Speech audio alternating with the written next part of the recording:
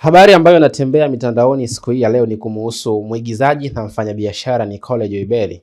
Na ni mdada ambaye anaigiza kwenye baadhi ya tamthilia.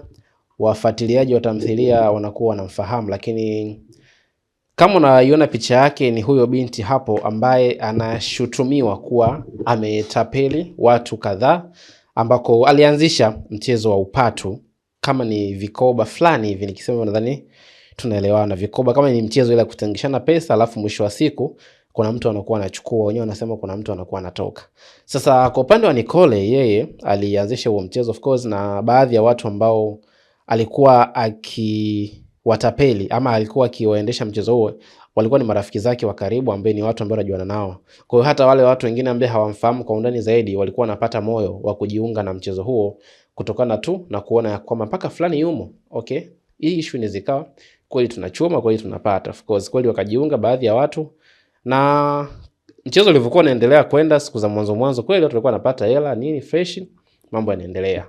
Lakini siku zinavyozidi kwenda, hivi karibuni mambo yakawa kimya. Kwa kipigiwa simu hazishiki, simu zinakuwa za moto wanaita hivi.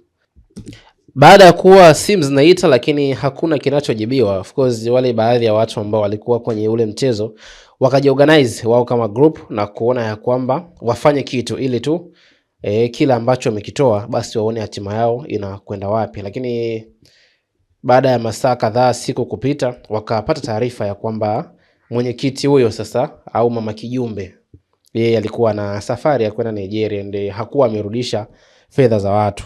Kwa kile kikundi cha watu ambao walikuwa wameibiwa ama tuseme walikuwa wametoa hizo fedha, wakaweza kumkamatia airport wakiwa na jeshi la polisi. Kwa hiyo mpaka sasa tunazungumza mimi na wewe, Nicole yuko kituo cha Oysterbay akiwa anaendelea na kwa mpaka sasa hivi yuko Oysterbay kituo cha polisi. Ndi taarifa za kutoka kwa wambea wenzangu huko duniani akiwemo Juma Lokole, yeye anakuambia Nicole tayari ameshaita wanasheria 7. So kama hayo ni ya kweli ama si ya kweli, tutaendelea kukujuza hapa kupitia Sawasawa Digital, habari kiganjani mwako. Kwa hiyo endelea kusubscribe, ku turn on notification bell ili kwanza kupata taarifa zetu punde tu tunapokuwa tumekuwekea.